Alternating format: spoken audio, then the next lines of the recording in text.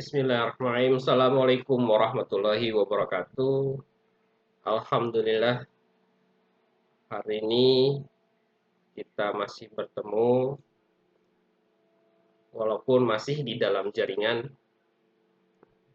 Semoga kita semua selalu diberikan kesehatan, juga perlindungan dari Allah Subhanahu wa taala.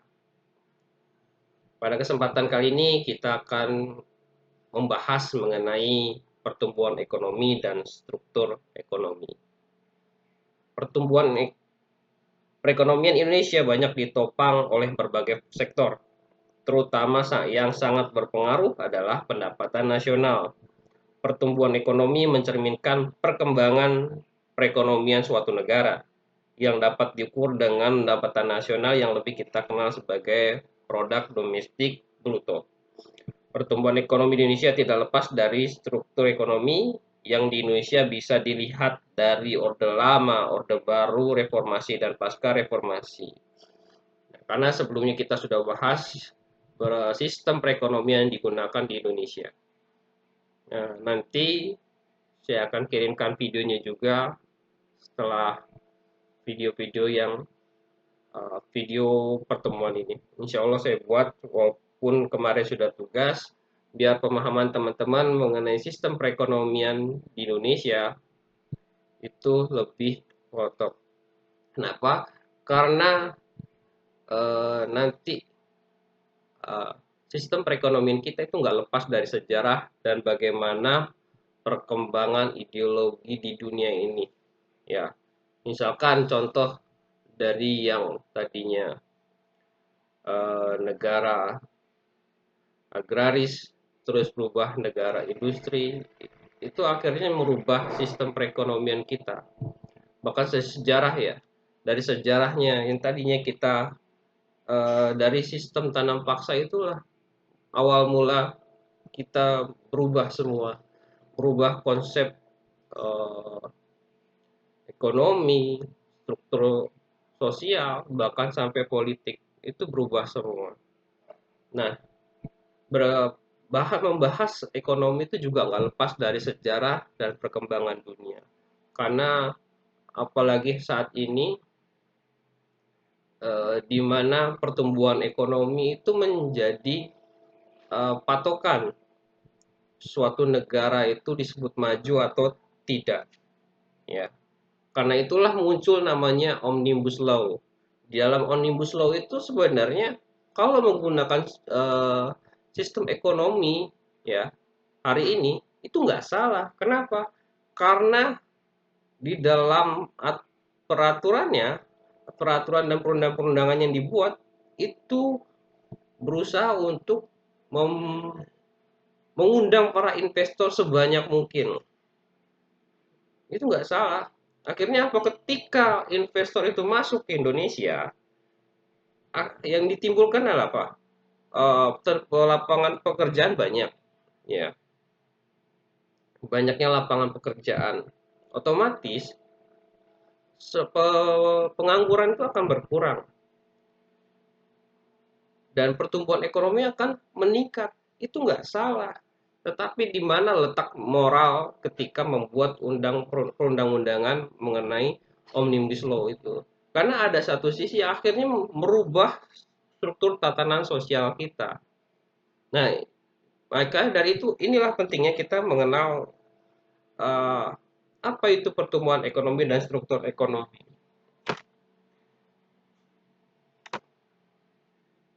Nah, konsep pendapatan nasional pertama kali dicetuskan oleh Sir William Pretty, Sir William Pretty dari Inggris yang berusaha menaksir pendapatan nasional negaranya pada tahun 1665. Dalam perhitungannya, ia menggunakan anggapan bahwa pendapatan nasional adalah penjumlahan biaya hidup atau konsumsi selama setahun. Namun, pendapatan tersebut tidak disepakati oleh para ahli ekonomi modern. Karena menurut pandangan ilmu ekonomi modern, konsumsi bukanlah satu-satunya unsur dalam perhitungan pendapatan nasional. Menurut mereka, alat utama pengukur kegiatan perekonomian adalah produk nasional bruto. Nah, apa itu produk nasional bruto? Produk nasional bruto meliputi nilai produk berupa barang dan jasa yang dihasilkan oleh penduduk suatu negara selama 1 tahun, termasuk hasil produksi barang dan jasa yang dihasilkan oleh warga negara yang berada di luar negeri, tetapi tidak termasuk hasil produksi perusahaan asing yang beroperasi di wilayah negara tersebut. Nah, itu. Nah, tujuan mempelajari perhitungan pendapatan nasional adalah sebagai eh, untuk melihat kemajuan masyarakat dan negara di bidang perekonomian, serta melihat pemerataan pembangunan guna mencapai keadilan dan kemakmuran. Kemudian, untuk memperoleh taksiran yang akurat tentang nilai barang dan jasa yang dihasilkan masyarakat selama 1 tahun. Kemudian yang ketiga, untuk mengkaji dan mengendalikan faktor-faktor yang mempengaruhi tingkat perekonomian negara. Keempat, untuk membantu merencanakan dan melaksanakan program pembangunan berjangka guna mencapai tujuan pembangunan nasional. Sementara manfaat yang dapat diperoleh mempelajari pendapatan nasional, kita bisa mengetahui atau menelaah struktur ekonomi suatu negara. Ya, nah ini ada pendapatan nasional bruto, ya, GNP. Nah, ini meliputi barang berupa barang jasa yang dihasilkan penduduk suatu negara nasional selama 1 tahun, termasuk yang di luar negeri ya. Tadi kita sudah bahas. Kemudian ada pendapatan nasional neto. Pendapatan nasional neto itu pendapatan yang dihitung menurut jumlah balas jasa yang diterima oleh masyarakat sebagai pemilik faktor produksi. Besarnya nasional neto Indonesia dapat diperoleh dari nasional produk, ya, dikurangi pajak tidak langsung. Yang dimaksud pajak tidak langsung adalah pajak yang bebannya dapat dialihkan ke pihak lain seperti pajak penjualan dan pajak hadiah. Kemudian ada pendapatan perseorangan. Nah, pendapatan perseorangan adalah eh, pendapatan yang diterima oleh setiap orang dalam masyarakat, termasuk yang diperoleh tanpa melakukan kegiatan apapun. Pendapatan perseorangan juga menghitung pembayaran transfer, transfer payment. Nah, maksudnya itulah penerimaan yang bukan merupakan belas jasa produksi tahun ini, melainkan diambil dari sebagian pendapatan nasional tahun lalu, seperti pembayaran dana pensiun, tunjangan sosial bagi pengangguran, bekas pejuang, bunga utang pemerintah, dan lain sebagainya. Untuk memperoleh pendapatan perseorangan,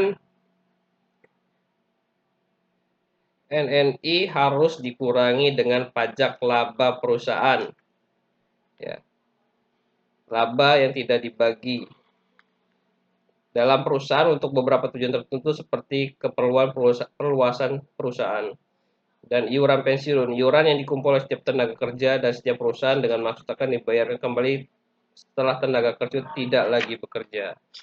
Kemudian yang keempat yaitu pendapatan yang siap dibelanjakan. Pendapatan yang artinya pendapatan yang siap dimanfaatkan guna membeli barang dan jasa konsumsi serta selebihnya menjadi tabungan disalurkan menjadi investasi. Disebutnya disposable income. Ya. Nah, disposable income ini diperoleh dari personal income, dikurangi dengan pajak langsung. Pajak.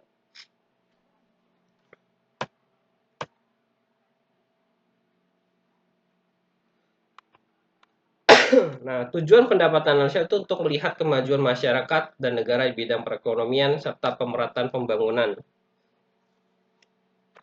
guna mencapai keadilan dan kemakmuran.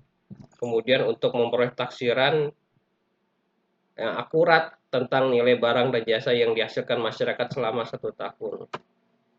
Kemudian untuk mengkaji dan mengendalikan faktor-faktor yang mempengaruhi tingkat perekonomian suatu negara. Untuk membantu merencanakan dan melaksanakan program pembangunan berjangka guna mencapai tujuan pembangunan nasional.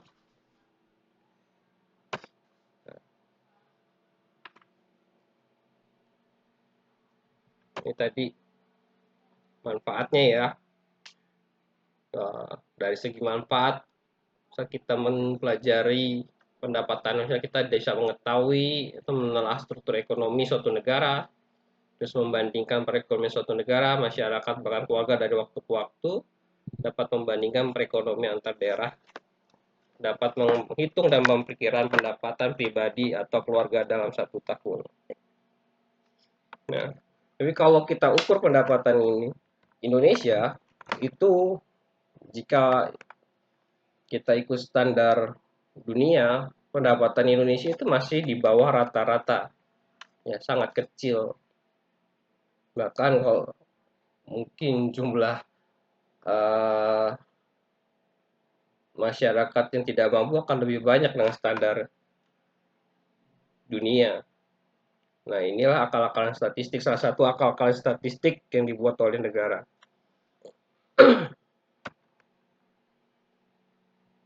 Nah, ini metode perhitungan pendapatan nasional.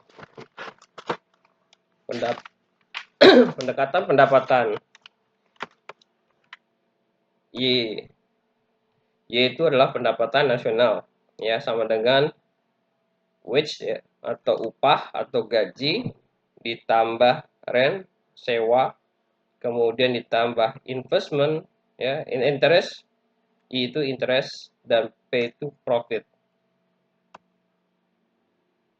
Nah, pendekatan produksi menjumlahkan nilai seluruh produk yang dihasilkan suatu negara dari bidang industri agraris, ekstraktif jasa, dan niaga selama periode tertentu. Kemudian ada pendekatan pengeluaran. Pendapat Y itu pendapatan nasional, C-nya adalah konsumsi, kemudian I-nya investasi, G-nya pemerintah atau government, kemudian di dalam kurung ekspor dikurangi impor. Ini kita mau pendapatan pengeluaran negara. Nah, kemudian pertumbuhan ekonomi merupakan proses kenaikan output per kapita yang terus-menerus dalam jangka panjang. Pertumbuhan ekonomi tersebut merupakan salah satu indikator berhasilnya pembangunan. Pertumbuhan ekonomi yang tinggi dan berkelanjutan merupakan kondisi penting atau suatu keharusan bagi kelangsungan pembangunan ekonomi dan peningkatan kesejahteraan, karena jumlah penduduk terus bertambah setiap tahun sehingga kebutuhan konsumsi sehari-hari juga bertambah setiap tahun. Jadi dibutuhkan penambahan pendapatan setiap tahun. Pertumbuhan ekonomi bisa bersumber dari pertumbuhan permintaan agregat dan pertumbuhan penawaran agregat. Dari sisi permintaan agregat, peningkatan agregat dalam ekonomi bisa terjadi yang terdiri atas permintaan masyarakat, perusahaan, pemerintah, dan pemerintah meningkat. Pertumbuhan ekonomi dapat menurunkan tingkat kemiskinan dengan menciptakan lapangan pekerjaan dan pertumbuhan jumlah pekerja yang cepat serta merata. Pertumbuhan ekonomi juga harus disertai dengan program pembangunan sosial. Nah, inilah dasar pemerintah mengambil kebijakan membuat peraturan perundang-undangan dalam Omnibus Law. Untuk apa? Untuk menciptakan pertumbuhan ekonomi.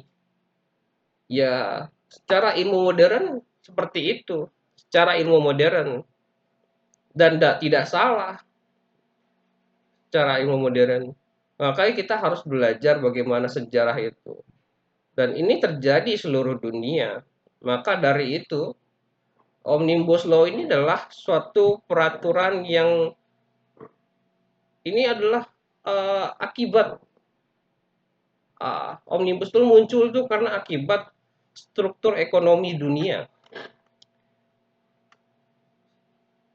Karena struktur ekonomi dunia ini mengharuskan adanya pertumbuhan ekonomi tadi. Cara untuk meningkatkan pertumbuhan ekonomi yaitu satu, kita harus tarik investasi, kemudian dari investasi itu akan muncul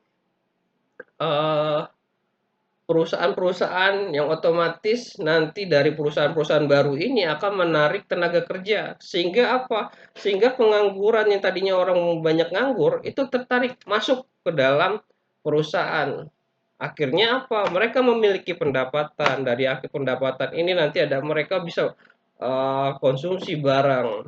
Nah, ini terus terjadi kayak gitu. Makanya Omnibus Law itu adalah sistem yang dibuat karena akibat dari struktur ekonomi kita. Struktur ekonomi yang dibentuk oleh dunia. Maka tidak salah juga pemerintah membuat Omnibus Law, ya. Akan tetapi ada sisi moral yang harus kita bangun. Makanya kita perlu belajar sejarah, menggali sejarah bangsa kita sendiri, biar kita tahu ini ekonomi Pancasila itu seperti apa sih? Kenapa selama ini hanya lip service aja? Ekonomi Pancasila itu hanya di lip service aja, tidak pernah digunakan sebagaimana seharusnya. Orang menggaungkan ekonomi Pancasila, ya, semua tokoh-tokoh, tetapi dalam pelaksanaannya kapitalis. Luar biasa kapitalisnya, bahkan ke arah oligarki hari ini. Nggak jelas hari ini. Kita nggak punya panduan standar ekonomi yang jelas. Nah, kalau kita mau benar-benar bergotong royong membangun ekonomi, ya udah, nggak perlu lagi ada partai seperti itu, nggak perlu. Kenapa? Semua organisasi satu adalah negara, hanya negara toh. Dan negara ini membangun instrumen standar ekonomi yang berkelanjutan. Dulu kita udah bangun namanya garis besar haluan negara. Nah, hari ini kita nggak punya garis besar haluan negara itu, sehingga setiap pergantian rezim ganti pula proyeknya, ganti juga programnya. Sesuai apa? Sesuai yang mendanai mereka. Kenapa? Karena setiap partai itu, setiap calon yang dicalonkan menjadi presiden, gubernur itu mendapat invest dari perusahaan-perusahaan, dari orang-orang yang memiliki kepentingan untuk menanamkan kukunya di tanah Indonesia.